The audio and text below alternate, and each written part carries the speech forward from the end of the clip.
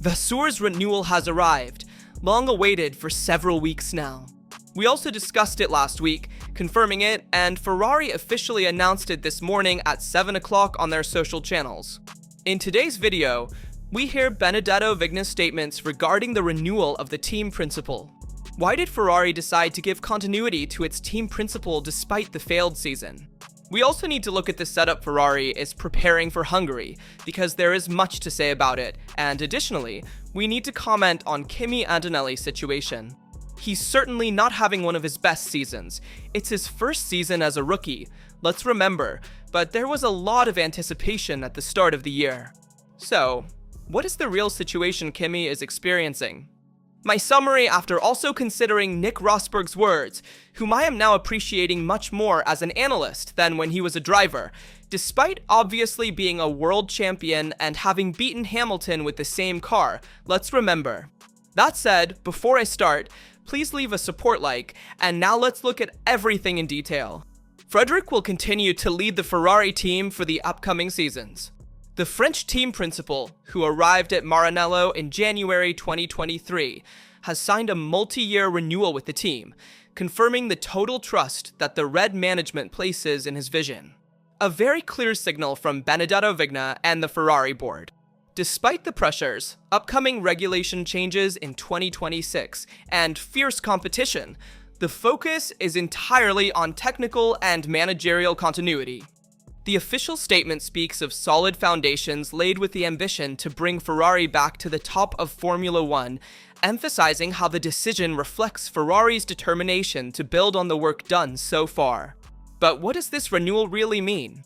Under Vasseur's management, Ferrari has already achieved 6 wins, 11 pole positions, and most notably a second place in the Constructors' Championship in 2024. The team's best finish since 2019.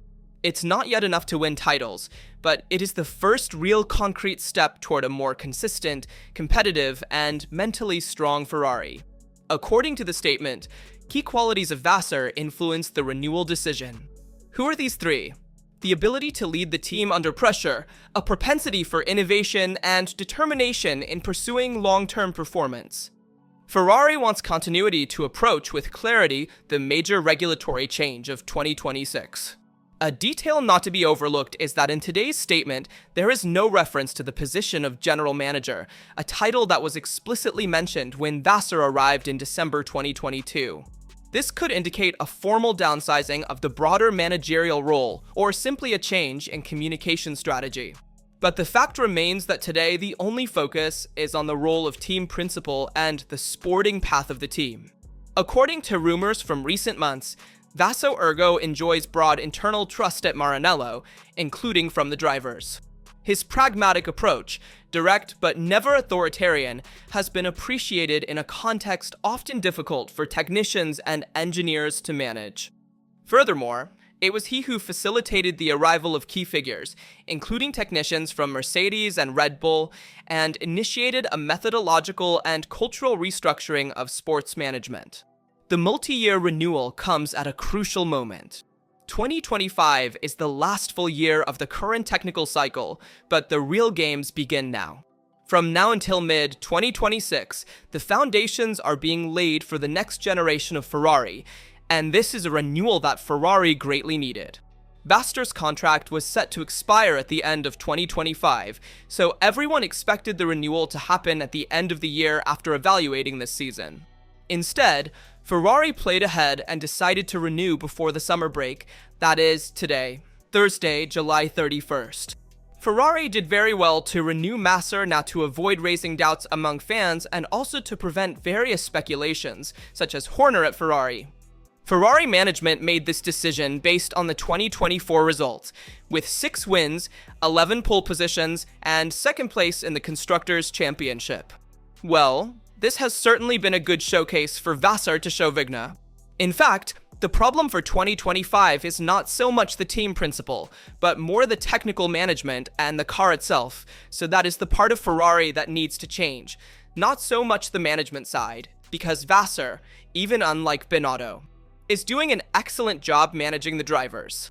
Despite a very challenging season from a performance standpoint, he manages to keep the team's enthusiasm high, and that is no small feat. We remember Binotto struggled with this, so now Vasseur will face even more pressure, certainly. Next year, he becomes the man appointed by the prancing horse to bring Ferrari back to winning a title. And before I go on to hear his words, I also want to add one more thing. Vasseur's renewal came about also because Vasseur chose the technical staff that will work on the 2026 Ferrari. For example, think of XRA, coming from Mercedes, who helped develop the rear suspension that debuted in Belgium and is the person in charge of leading next year's Ferrari. You can understand that Vasseur couldn't have left after bringing such an important technical figure to Ferrari. Another important aspect is that if Vasseur were to be replaced, who would take the place of Ferrari's team principal? Who is a credible alternative? Horner will finish the garden in Leva by mid-2026, so that was not a feasible option. Geraint D'Ambrosio is still too young perhaps to hold such an important role for a top team. So there is still a need for Vasseur. It's the same move that other top teams have made with their own team principals to ensure continuity over the years. That said, let's hear the words of the team principal after his renewal. I am grateful for the trust that Ferrari continues to place in me. This renewal is not just a confirmation, but a challenge to keep progressing, stay focused, and uphold commitments. Over the past 30 months, we have laid solid foundations, and now we must build on DS with consistency and determination. The reference to 30 months is significant because Vasseur is emphasizing methodological continuity, something that has often been lacking in Maranello in the past. Besides the results achieved, there is another reason Ferrari wanted to secure Vasseur: internal credibility. Sources close to the team speak of a very united technical group under his management, clear relationships with the drivers, and a shared long-term strategic vision. The arrival of Lewis Hamilton in 2025 and cohabitation with Charles Leclerc represent a complex management challenge, but it was precisely in this context that a solid and respected figure was needed. Vasseur has demonstrated that he has the right touch to keep the team united even in the most critical moments, as shown during the post-GP tensions at the beginning of the season. Even Benedetto Vigna, CEO of Ferrari, acknowledged Vasseur's value by saying, "We recognize what has been built." The official statement reads, Scuderia Ferrari HP is pleased to announce the multi-year renewal of Vasseur with the role of team principal for the upcoming Formula One seasons. In short, Vasseur's renewal has no short-term deadlines, and Vignal reiterated that he wants to recognize what has been achieved so far and, above all, commit to what still needs to be built in Ferrari's future. This does not mean, however, that Ferrari relies on stagnation. Quite the opposite, because Vasseur is a great innovator. He has facilitated the arrival of technicians from Red Bull, Mercedes, and McLaren, profoundly renewing the technical and sporting aspects of the sports management. So I am absolutely in favor of this renewal of Vasseur, but I am curious to hear your opinion. Also, because I trust a lot in Toto Wolff's words, who once said, "If Vasseur were no longer to work for Ferrari, we want him at Mercedes." This is a sign that he is a very important figure within the paddock and the Formula One circus, also sought after by other teams, for example by Mercedes itself, which is one of the most successful teams in recent years. And if Toto Wolff trusts a person, well, that means that person is reliable. That said, let's see how Ferrari is preparing for Hungary.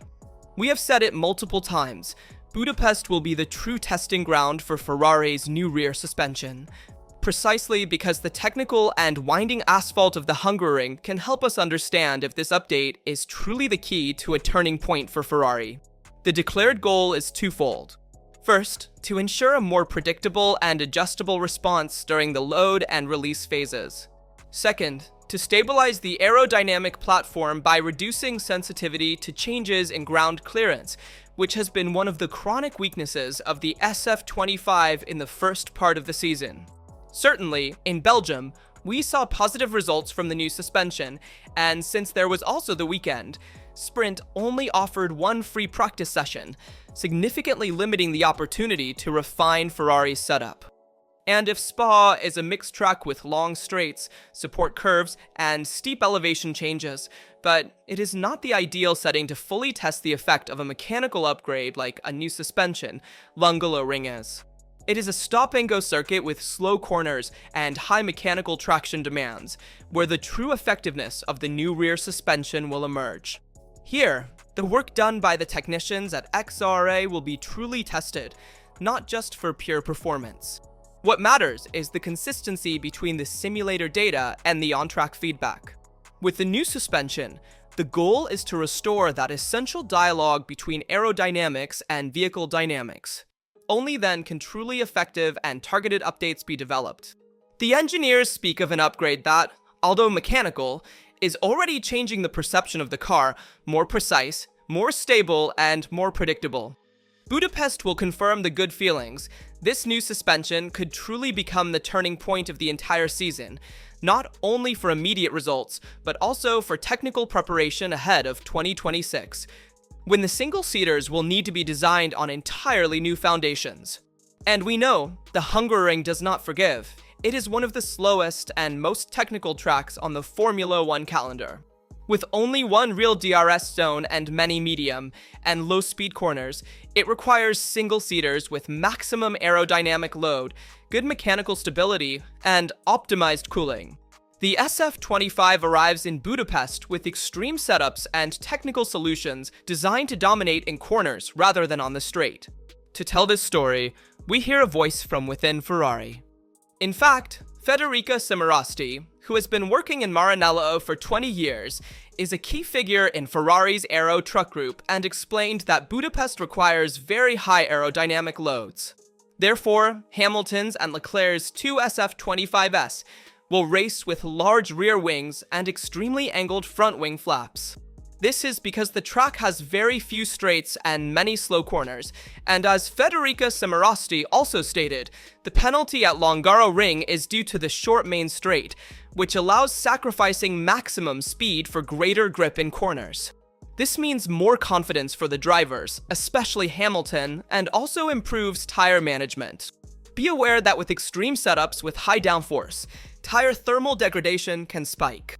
In fact, contrary to what one might think, if there are many slow corners in succession, it exploits a lot of lateral grip of the tire, and therefore the rear tires, being a high grip ring and a rear limited circuit, tend to suffer more than necessary.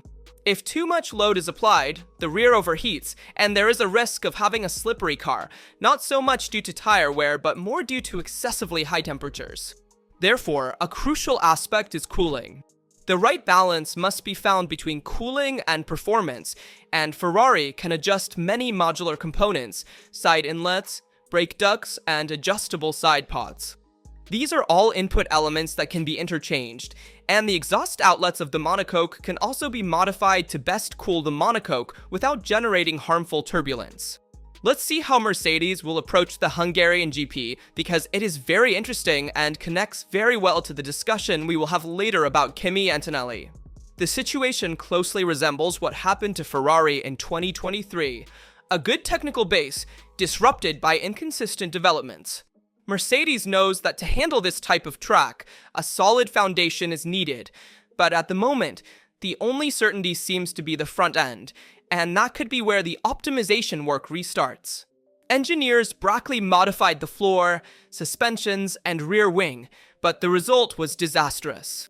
The V16 lost downforce in variable conditions, becoming nervous under braking, unstable in high-speed corners, and difficult to balance on a dry lap. The expected heat over the weekend will challenge the thermal management of the tires, and Mercedes has struggled throughout the year in this area when temperatures rise. One option considered at the factory is to slightly reduce the aerodynamics to favor a bit more top speed, which is a strength of the V16. But in Budapest, this could be a boomerang. Giving up importance means losing traction and time in the corners, precisely where races are won in Hungary. And on this, I want to connect to the topic of Kimi Antonelli, because Kimi is probably experiencing the worst moment of his career.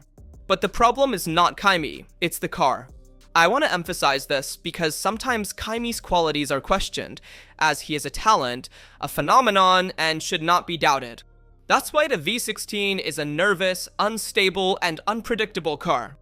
Even Russell struggles to drive it at times, despite having years of experience. He debuted first with Williams and then moved to Mercedes. Imagine how much effort Kimi, who is only 18, is putting in. He debuted in his first season in Formula 1 with Mercedes, a top team, with all the expectations and pressure that come with it, and all the weight this young guy carries. So, it's not a matter of talent. The context matters and is affecting his performance. The V16 currently does not respond consistently to the driver's inputs, especially in high-speed corners. And that's exactly where Kimi Antonelli is losing confidence. And Kimi is honest. He says the car is too nervous for his driving style. He said it himself, "I am a driver who seeks a lot of speed in corners, but this car doesn't allow me to do that. If I try to push, I make everything worse. I'm trying to adapt, but in doing so, I go slower." And one little known aspect is that Kimi is really fast during the race stint. In fact, when the car is loaded with fuel, the pace is more consistent.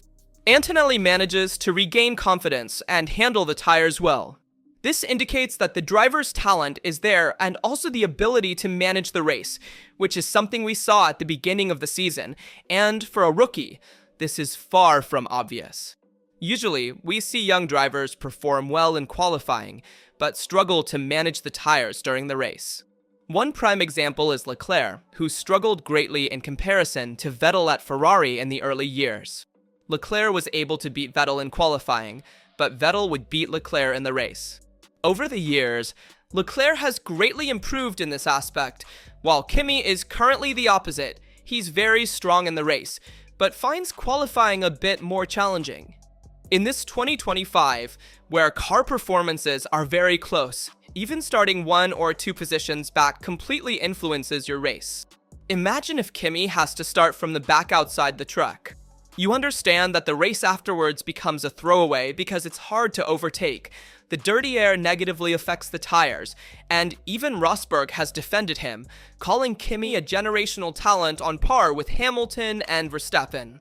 Rosberg also added that if George Russell and Kimi Antonelli were in a McLaren, they would be first and second, which would also boost their mental confidence.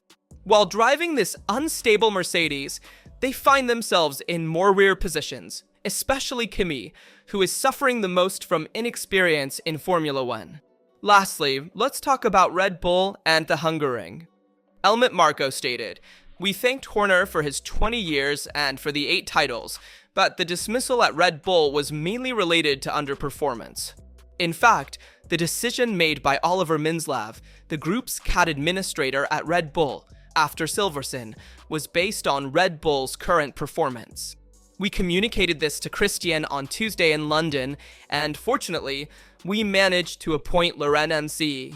However, MCE's role will be much more limited compared to Horner's, and Red Bull took the opportunity to reduce the responsibilities of the team principal, to make the hierarchical structure less pyramidal, and to distribute more responsibilities among various figures within Red Bull.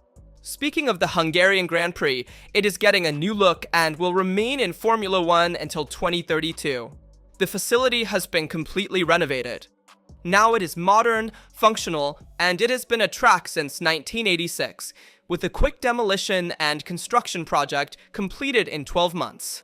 The work started right after the 2024 GP and was finished just in time for this year's race. Let me know in the comments your opinion on all the topics we covered in the video. As always, I remind you to leave a like, subscribe, and activate notifications so you don't miss any news related to Formula 1 and Ferrari. This is our signing off. See you at the next one.